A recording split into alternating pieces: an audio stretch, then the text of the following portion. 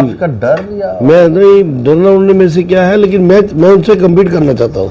मेरी बड़ी विश थी, आप चाहते थे कि मैं वो चाहता काम था ना कि सामने? मेरा और रमन भल्ले का कंटेस्ट होना चाहिए था। मैं बड़ा चलो आपने नाम भी ले लिया। हाँ नहीं, सबको जग जाएगा ये कि उन्होंने, मतलब लोग तो कह रहे भागे, मैं नहीं कहता क्योंकि सीनियर पॉलिटिशियन है, कैबिनेट मिनिस्टर रहे हैं, लेकिन मेरा अपनी अपनी मेरी गट सेंस कहती थी कि मेरा मुकाबला रमन भल्ले के साथ होना चाहिए था। 1 to 1 कंटेस्ट करते हैं, देखते हैं हमारी कॉन्स्टिट्यूंसी के लोग नए प्रोडक्ट को एक्सेप्ट करते हैं या यूज्ड एंड ओल्ड प्रोडक्ट को इस्तेमाल करते हैं।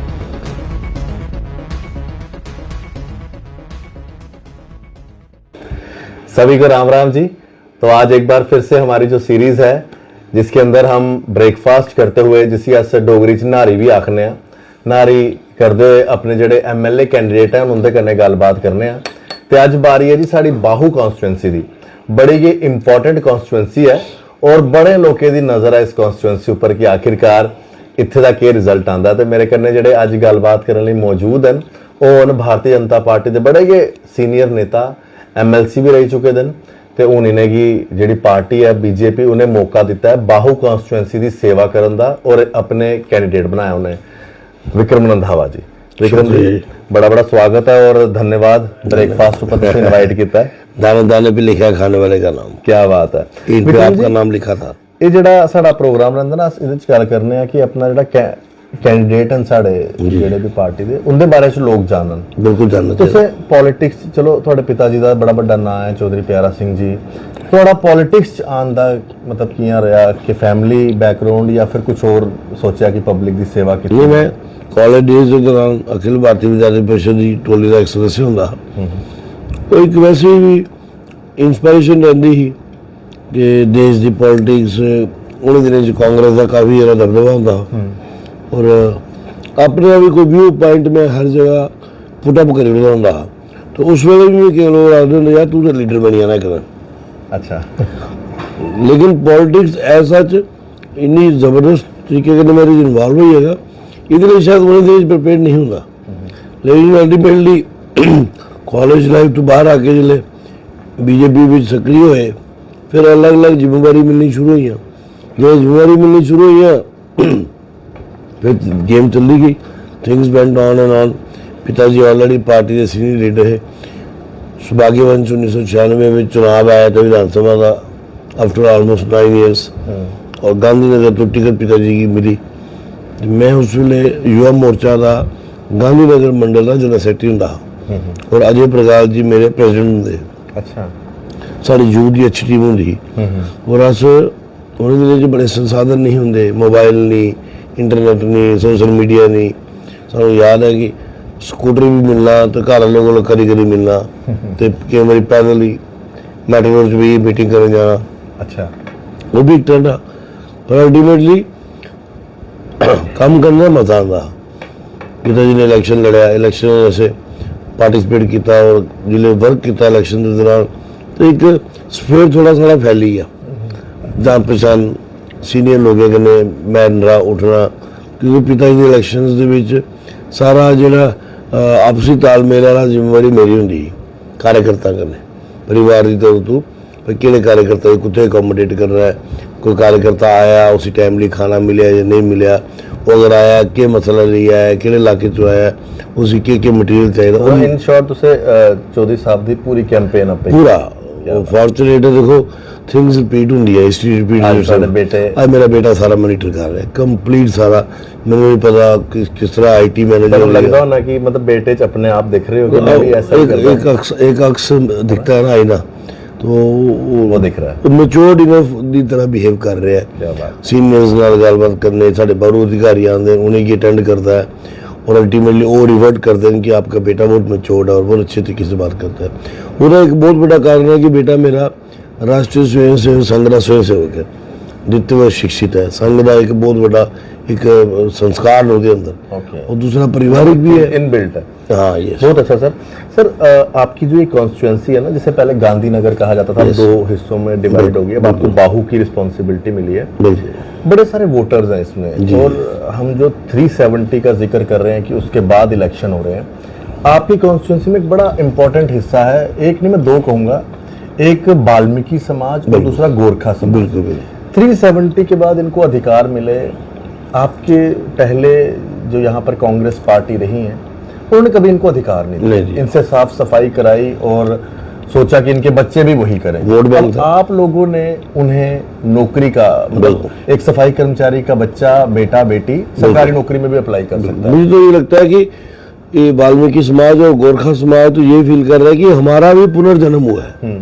हमारा ये 5 अगस्त 2019 के बाद दोबारा जन्म हुआ है, नई जीवन हमें मिला है और जीवन दिया है नरेंद्र मोदी जी ने, देश के प्रधानमंत्री जी ने। धारा 370 हटने का इतना बड़ा बेनिफिट इतने बड़े बड़े चंक को होगा ये इन्होंने भी कभी आंकलन नहीं किया था। अब जब वो मेन स्ट्रीम में आए हैं तो वो तो खुल के, मैं वाल्मीकि समाज में अक्सर बैठता हूँ, गोरखा समाज में अक्सर बैठता हूँ, पार्टी के काम से भी, सोशलाइजिंग भी है। मैं सुख दुख पूरी कॉन्स्टिट्यूंसी में कोई ऐसा खेमा है यहाँ कहीं को दुख की बात हो तो विक्रम दावा वहाँ ना पहुँचाओ। वो वोट पॉलिटिक्स से हटके है, वो वोट लेने के लिए नहीं है। वो मेरा एक सोशल फैब्रिक है कि मेरे को पता लगना चाहिए तो मैं रह नहीं सकता। मैं वहाँ पहुँच, वहाँ चाहे वो घर वाले मुझे जानते कि नहीं जानते, मैं उस दुख की घड़ी में उनके साथ खड़ा रहता हूँ। तो अल्टीमेटली वो कहीं ना कहीं चीज़ें वर्कआउट होती हैं। तो ये वाल्मीकि समाज, गोरखा समाज, हमने इनके चेहरों पे आशीष जी धारा 370 हटने के बाद रौनक देखी है। मैं इनके बच्चों में बैठा हूँ, वाल्मीकि समाज की बच्चे जो ग्रेजुएट पोस्ट ग्रेजुएट हैं, उनको ऐसा लग रहा है कि सर हमारे लिए तो मोदी भगवान बन गया है। हमें ये पता नहीं था कि 370 हटने के बाद ये चीज़ हमारी हो जाएगी। आज मैं JKS अफसर बन सकती हूँ, आज मैं DC जम्मू लग सकती हूँ। ये एक इंस्पिरेशन उनके अंदर आ रही है। जो लोग कहते हैं कि हमें 370 वापस दो, वो इनको कैसे मुंह दिखाएंगे? इनके मतलब उनको नहीं चाहिए कि वाल्मीकि समाज भी आगे बढ़े, दलित समाज भी आगे बढ़े? आशीष जी, ये चंक उन लोगों ने रखा ना, सिर्फ गाड़ियां भर के लानी और रैलियां कामयाब करनी, ये सिर्फ वोट बैंक था। आज भी ये उनके सुख दुख के हिस्सेदार नहीं है। ये आखिरी के दिनों में जो पैंतरा चलता है वो चलाने की फिराक में। आज भी कांग्रेस के जो यहाँ कैंडिडेट हैं, वो मुझे कल किसी यहाँ तक जानकारी दी कि वो तो मतलब हर सेवन का इस्तेमाल कर रहे हैं वोट को खरीदने के लिए, सारे हथियार इस्तेमाल कर रहे हैं। लेकिन मैं लोगों के बीच में हूँ कि ना तो मैं शराब पिला सकता हूँ, ना मैं पैसे बांट सकता हूँ। मैं किसी के घर में जहर देकर वोट नहीं लूँगा, मुझे उस वोट की जरूरत नहीं है। मैं किसी के बच्चों को जहर दे दूँ, वो जहर पिए और सुबह धक्के खाता हुआ अपने माँ बाप को जबरदस्ती करके वोट डलवाए, मुझे वोट नहीं चाहिए। मैं सच बात कहूँ तो पर्सनली विक्रम जी के साथ मिलते हुए बड़ी देर हो गई है और इनको मैं अच्छे से जानता हूँ। जो इन्होंने बात कही ना कि मैं किसी को नशे में डालकर वोट नहीं ले सकता, ये बड़ी अच्छी बात की इन्होंने और शायद युवा पीढ़ी ये बात समझेगी भी।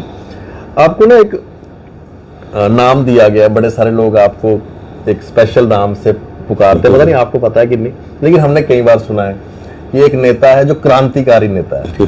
आपने सुना होगा ऐसा क्रांतिकारी? अच्छा, आपको कहते पता क्यों है? फ्लाईओवर की बात होती है तो वहां पर वॉल्स बन रही होती हैं तो आप वहां पर आ जाते हैं और पूरे क्रांतिकारियों की तरह ऐसा लगता है कि वहां पर मतलब आपका बस चले तो आप एक एक ईंट वहां से उखाड़ दें। तो आपने ऐसे ऐसे स्टेप अपने लोगों के लिए, आपने कभी पार्टी भी नहीं देखी और आप बीच में कूद गए? देखिए, वो पब्लिक इशू होते हैं, पब्लिक इशू के लिए आपको संघर्ष करना है। आप सत्ता में हो और गलत हो रहा है और आप खामोश हो, आपसे बड़ा लड़ाई की कोई नहीं है। और मेरी नेशनल लीडरशिप ने भी इसको अप्रिशिएट किया। गडकरी साहब भी आपसे जब मिले, उन्होंने खुद बोला सरकार गलत नहीं कर रही है, सरकार में एजेंसियों में कोई ब्लैक शिप्स है वो गलत करवा रहे हैं। तो अल्टीमेटली सरकार तक तो किसी ने बात पहुंचानी है। तो गडकरी साहब ने, मैंने क्या सख्ती की, गडकरी साहब ने मेरे से ज़्यादा सख्ती की और तकरीबन 450-500 करोड़ रुपए का रिवाइव हुआ है सारा सिस्टम। खर्चा भी पड़ा है। मैंने कहा गडकरी साहब को कि जिन्होंने पहले DPR तैयार की थी आप उनको पेनलाइज करो, उनकी रिकवरी निकालो कि तुमने क्या सोच के ये डिजाइन बनाया था, जहाँ एक शहर को 2 हिस्सों में बांट रहे हो। अल्टीमेटली हमें अपने काम से था कि ये होना चाहिए था। तो अभी गडकरी जी ये चुनावी प्रचार के लिए आए थे तो मेरा सौभाग्य है कि मेरी कॉन्स्टिट्यूंसी में एक भव्य रैली उन्होंने की है और हमने रैली भी वहीं ऑर्गेनाइज की जहाँ फ्लाईओवर दिखता है, उस सड़क पे है। तो मैंने तो गडकरी जी से कहा आप अभी यहाँ प्लेटफॉर्म पे बैठे हैं, हमारे डाइस पे बैठे हैं, तो आप ये खुले बादल देख रहे हैं अगर आपने हमारा एहतराम नहीं किया होता, हमारी बात को नहीं माना होता, तो आज आपको यहाँ बड़ी बड़ी दीवारें दिख रही थी। तो वो भी हैरान हो गए कि ये वही फ्लाईओवर है। फिर उन्होंने अपने भाषण में इसकी घोषणा की। क्या बात। उन्होंने कहा कि रंधावा जी ने तो 3-4 बार दिल्ली आकर वहाँ बिस्तर लगा लिया था कि इसका कुछ करो सर, मैं नहीं जाऊँगा लोगों के बीच में, मेरे इलाके के लोग हैं, मुझे फेस करना है। तब असेंबली इलेक्शन भी घोषित नहीं हुई थी। उन्होंने फिर बोला कि ये फ्लाईओवर पूरा पिलर्स पे बनेगा, इस पर कोई दीवार नहीं आएगी। बहुत अच्छा सर, इसी को कहते हैं कि जनता की आवाज़ उठाना, पीपल्स लीडर। आपसे ना कुछ अब पता नहीं कितना सच है कितना झूठ है, आपका जब नाम अनाउंस हुआ तो यहाँ पे जो नेता कांग्रेस पार्टी से लड़ना चाहते थे उन्होंने एकदम से कॉन्स्टिट्यूंसी चेंज कर ली। मतलब ये हाँ। पब्लिक में है बात। अब ये मैं भी हैरान हो गया हूँ। ये आपका डर या मैं नहीं डरना उन्होंने मेरे से क्या है, लेकिन मैं उनसे कम्पीट करना चाहता था। मेरी बड़ी विश थी, आप चाहते थे कि मैं वो चाहता था कांग्रेस कि मेरा और रमेश भल्ले का कंटेस्ट होना चाहिए था। मैं बड़ा चलो आपने नाम भी ले लिया। हाँ नहीं, सबको जग जाहिर है ये कि उन्होंने, मतलब लोग तो कह रहे भागे, मैं नहीं कहता क्योंकि सीनियर पॉलिटिशियन है, कैबिनेट मिनिस्टर रहे हैं, लेकिन मेरा अपनी अपनी मेरी गट सेंस कहती थी कि मेरा मुकाबला रमन भल्ले के साथ होना चाहिए था। 1-to-1 कंटेस्ट करते हैं, हम देखते हैं हमारी कॉन्स्टिट्यूंसी के लोग नए प्रोडक्ट को एक्सेप्ट करते हैं या यूज्ड एंड ओल्ड प्रोडक्ट को इस्तेमाल करते। अल्टीमेटली वो चले ही गए यहाँ से, तो टोनी साहब को यहाँ भेज दिया उन्होंने। टोनी साहब का यहाँ बेचारों का कुछ है नहीं, कांग्रेस के लोग भी उसको ओन नहीं कर रहे हैं। तो इंटरनली कांग्रेस के जो लोग हैं वो उसको उन्होंने एक्सेप्ट नहीं किया उसको। ठीक है, मैंडेट लेके आ गए, पर अब देखते हैं 1 तारीख को क्या फैसला होता है। आम लोगों की इस समय ना एक बात उठ के आ रही है जो हम लोगों में जा रहे हैं कि अब 370 को खत्म किया मोदी साहब ने, अब एक डोगरा सीएम भी होना चाहिए जम्मू कश्मीर का। बिल्कुल। आपका मतलब, मुझे तो पता है कि आप चाहते हैं। देखिए, कारण ये था कि हम भी पहले सुना करते थे कि क्या कभी डोगरा सीएम या नॉन मुस्लिम कोई जम्मू से, नॉन कश्मीरी सीएम आ सकता है। तो कहा क्या जाता था कि ये पॉसिबल नहीं है, कॉन्स्टिट्यूशन में लिखा जा चुका है, जबकि सब झूठ था। अच्छा, इन्होंने कहा कॉन्स्टिट्यूशन में लिखा है कि मुस्लिम ही हाँ सीएम आएगा, जबकि ये सब झूठ था। ये 370 की आड़ में, और जो सीटों का इम्बैलेंस था, वहाँ सीटें ज़्यादा थी, यहाँ कम थी। अब डिलिमिटेशन में सिर्फ 4 सीटों का फर्क रह गया। हालांकि मेरे जैसा व्यक्ति ने ये विश करता था कि 90 सीटों की प्रॉपर डिवीजन बनती है, 45 कश्मीर की, 45 जम्मू की। लेकिन अल्टीमेटली डिलिमिटेशन कमीशन का काम तो उन्होंने किया है। पर मुझे लगता है कि आने वाले दिनों में ये भी डिमांड उठेगी। पर पावर सेंटर इन चुनावों के बाद जम्मू के पास आने वाला है। मेरी गट सेंस कहती है कि जम्मू में बीजेपी डोमिनेट करेगी और हम मैक्सिमम सीटें जीत के सिंगल लार्जेस्ट पार्टी आएंगे। पावर सेंटर जो है जम्मू के पास होगा। यस, तो हम मान सकते हैं कभी डोगरा सीएम हम देखेंगे। पक्की बात है, 100% है कि पहला कोई नॉन कश्मीरी, वो जम्मू से डोगरा मुस्लिम भी हो सकता है, वो डोगरा सिख भी हो सकता है, डोगरा हिंदू भी हो सकता है। हम जम्मू से सीएम की बात कर रहे हैं, बहुत अच्छा। हम हिंदू सीएम की बात नहीं कर रहे हैं। हम जम्मू के जब डोगरा की बात करते हैं तो उसमें हिंदू नहीं लिखा जाता है। डोगरे में गुजर है, मुस्लिम है, और हमारा सिख है, हिंदू है, कोई भी आ सकता है। बहुत अच्छा। विक्रम जी, विक्रम रंधावा 8 तारीख को अगर जीतते हैं इलेक्शन, क्या मेजर काम है जो आप चाहते हो कि बाहू कॉन्स्टिट्यूंसी को आप सबसे प्रायोरिटी पे ये काम करेंगे? देखिए, बाहू कॉन्स्टिट्यूंसी का जो नाम है वो बाहू किले से पड़ा है। क्या बात। राजा महाराजाओं की धरोहर है। बहुत अच्छा। उसमें बहुत कुछ करने की जरूरत है। मेरा ऐसा मानना है कि दिल्ली में भी बात करके टूरिज्म के पॉइंट ऑफ व्यू से उसको नेशनल इम्पोर्टेंस दी जाए, और एक अच्छा फोर्ट, किला जिसे बोलते हैं, जिसका नाम दूर तक चले, वो बने। बाबा वाली माता के आशीर्वाद के बिना हमारा दिन नहीं चलता है।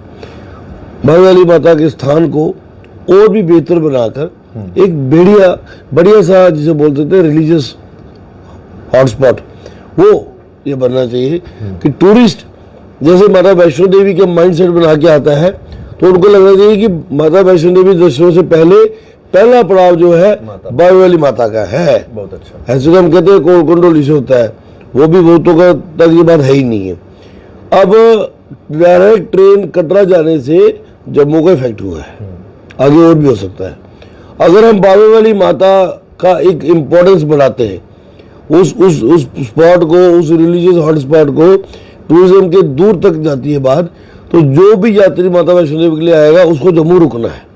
वो जम्मू रुकेगा तो यहाँ पे बिजनेस भी उसको इम्पोर्टेंस मिलेगी, और वो माता बाबी वाली के दर्शन करने के बाद वैष्णो माता जाएगा। बहुत अच्छा। तो उसको लगेगा मेरा ये तीर्थ पूरा हुआ है। एक मतलब एक टूरिज्म सर्किट Yes. भी बनेगा, रिलीजियस बिल्कुल। सर्किट भी बनेगा। और दूसरा, हमारी ये कुंजवानी से सिदरा तक की जो स्ट्रेच है, इस पे बहुत जमीन है, ऐसी जंगलात की है, सरकारी है। अभी एक मंदिर का वहाँ निर्माण हुआ है बालाजी का। मेरा ऐसा है कि हम एडमिनिस्ट्रेशन से बात करके, दिल्ली में बात करके, इसको पूरी एक रिलीजियस स्ट्रेच बनाया जाए। जो लोग बाय रोड वैष्णो माता जाते हैं वो बालाजी के मंदिर में भी हो, या और जो बड़े मंदिर हैं जैसे उड़ीसा के मंदिर आता है वो यहाँ पे लाए जाए। तो एक रिलीजियस स्ट्रेच बनेगी ये कुंजवानी से कटरा पूरी। बहुत अच्छा। सरकारी जमीन इतनी है कि उसका कोई मुकाबला कर नहीं, सकते हैं। कोई मुश्किल काम नहीं है। और मंदिरों को चलाने वाले जो हमारा संगठन रहता है वो निर्माण के लिए भी तैयार है। सरकार की तरफ से इनिशिएट कराएंगे तो कुंजवानी से कटरा की हम एक स्ट्रेच तैयार करवाएंगे। बहुत बेहतर है ये जो आपने अपना एक रोड मैप बनाया है। रंधावा जी, नाश्ता तो बहुत अच्छा बना है, आप भी खाइए। Thank you. समय मिल रहा है नाश्ता करने का? बड़ा जब से बड़ा काम। अब ये लीजिए, मैं क्योंकि इतना ही खाऊंगा। समय मिल रहा है नाश्ता करने का? कोई टाइम टेबल नहीं है जी, मैं 2 से 2.5 घंटे सोता हूँ बस। नींद भी इतनी है, पर अभी मुझे लगता है कि सोना ज़्यादा जरूरी भी नहीं है। फैमिली कितनी स्ट्रेंथ है इन इलेक्शंस में? मतलब बहुत ज़्यादा, वाइफ, बहुत बच्चे, ज़्यादा, पूरी फैमिली। बेटी भी आपकी छोटी? हाँ, वो भी पूरी तरह से। वो तो सोशलाइजिंग में मास्टर है, अच्छा, आपको पता ही है। आपकी वीडियोस वगैरह एडिट वगैरह करती होगी? कंप्लीट। कंप्लीट। मेरी वाइफ क्योंकि वो लेक्चरर है तो खुल के सामने से नहीं कर सकती, लेकिन बिहाइंड द सीन वर्कर्स को थ्रू मैसेजेस कैसे मोबिलाइज करना, हमारे पोलिंग बूथों पे कैसे मैसेजेस कन्वे करना कि उनको लगे कि फैमिली पूरी इन्वॉल्व है, और वो अपनी तरफ से एक मैसेजेस वगैरह फ्लैश करते रहते हैं। बाकी भाई हैं वो सब लगे हुए हैं पूरा।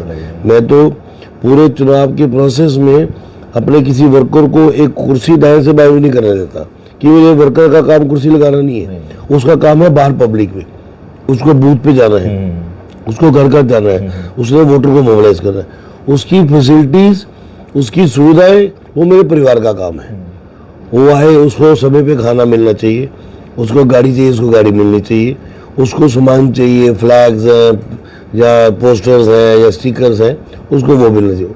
उसका टाइम मत वेस्ट कराओ, और उसको मैं लगा दूंगा इन कामों पे कि तुम भैया काम करो, तुम चाय वितरण कर दो, तुम कुर्सियाँ लगा दो, तो फिर वोटर मोबिलाइज कौन करेगा? बहुत अच्छा है आपने जिस तरह से आपने बताया कि वर्कर्स भी अपना काम कर रहे हैं, फैमिली भी। बिल्कुल आखिर में ब्रेकफास्ट के, तो आपने भी आगे भी जाना है। जी जी। आपकी कॉन्स्टिट्यूंसी में ना एक बड़ी कंसर्न है, और वो कंसर्न आप समझ के मैं किसकी बात करने जा रहा हूँ। वो कंसर्न है जिसके ऊपर आप और मैं बड़े फेमस भी हैं सोशल मीडिया पे। वो कंसर्न है रोहिंग्यास। ये बिल्कुल रोहिंग्यास के लिए हमारी जम्मू की जनता आज चोरी चकारी कई सारे इशू के नाम आ रहे हैं, आपको पता है, अखबारों में भी आया और थाने में भी कई सारे रिपोर्ट्स हैं। क्या आने वाले दिनों में हम रोहिंग्या फ्री जम्मू देख सकते हैं? क्योंकि आपकी कॉन्स्टिट्यूंसी में आता है। देखिए, ये बहुत बड़ा सब्जेक्ट है, केंद्र सरकार भी इसको सीरियसली ले रही है। मैं जरूर चाहूंगा कि केंद्र सरकार, खास करके गृह मंत्रालय, इस पे सीरियस नोट ले। जो भी ग्लोबल फॉर्मेशन होती है उस पे हम इस इशू को उठाएंगे। पहले वो लोग को नैप कर रहे हैं जिन्होंने अपने प्लॉटों में इनको संरक्षण दिया हुआ है। पहले पता लगा था कि इनको फ्री में रखा गया है, अब पता लगा कि इनसे 2-3 हज़ार रुपये किराया लिया जाता है। फिर चेक कर रहे हैं कि वो जो उनके प्लॉट है कि वो मालिक है या कब्जे है। तो अल्टीमेटली जब आप चोर के बजाय चोर की माँ को रोकोगे ना, तो अल्टीमेटली चोरी पे नियंत्रण आएगा। आज जम्मू में जितने भी, चाहे वो सेक्स ट्रैफिकिंग है, ड्रग्स ट्रैफिकिंग है, चोरियां हैं, वो ये लोग कर रहे हैं। इनके लिए किसी व्यक्ति को इमीडिएटली उस पर हमला करना, अटैक करना, मारना कोई बड़ी बात नहीं है। ये हमारा जम्मू का नागरिक कोई नहीं करेगा, ऐसा ना करते हैं। तो अल्टीमेटली पुलिस को भी इसमें अपना रोल प्ले करना है। पर मैं ये जरूर चाहूँगा, गृह मंत्री से भी बात करेंगे, कि आप दिल्ली से एक सीरियस नोट जो है यहाँ के एडमिनिस्ट्रेशन को भेजें। बीइंग ए लोकल, अगर हमारी जनता मुझे चुन के भेजती है तो बीइंग ए लोकल लेजिस्लेचर मैं ये सुनिश्चित करूंगा कि मेरी कॉन्स्टिट्यूंसी में कोई रोहिंग्या बांग्लादेशी गैर कानूनी तरीके से नहीं रहता हो। गैर भारतीय जो है उनको नहीं हम रहने दें, जगह नहीं। Non Indian should be not be in my place. बहुत बढ़िया। अगर किसी घर में किराए पे रहता है तो उस मालिक मकान पे कार्रवाई होनी चाहिए। अगर किसी के प्लॉट में रहता है उस प्लॉट की तफ्तीश होनी चाहिए कि प्लॉट का मालिक कौन है, क्या वो सरकारी जमीन है, और जो अब तक वो किराया उसे लेता आ रहा है उसकी भी रिकवरी होनी चाहिए। बहुत अच्छा, तब जाके मुझे लगता है कि इस पे अंकुश लगेगा। बहुत बढ़िया। आपने ना अपना कीमती समय दिया, और आप लोग भी जाने विक्रम रंधावा जी के बारे में। तो हमारा ये जो सीरीज रहती है इसीलिए होती है कि चलो पॉलिटिक्स की बात तो रोज होती है, कांग्रेस बीजेपी ये तो चलता रहेगा, लेकिन विक्रम रंधावा जी पर्सनली उन्होंने कब पॉलिटिक्स में कदम रखा, इसके बारे में हमने आज उनसे बात की है। बाहू कॉन्स्टिट्यूएंसी से भारतीय जनता पार्टी के कैंडिडेट हैं और इनका नाम है विक्रम रंधावा। बाकी आपको मिलेंगे अगले प्रोग्राम में। धन्यवाद जी, राम राम।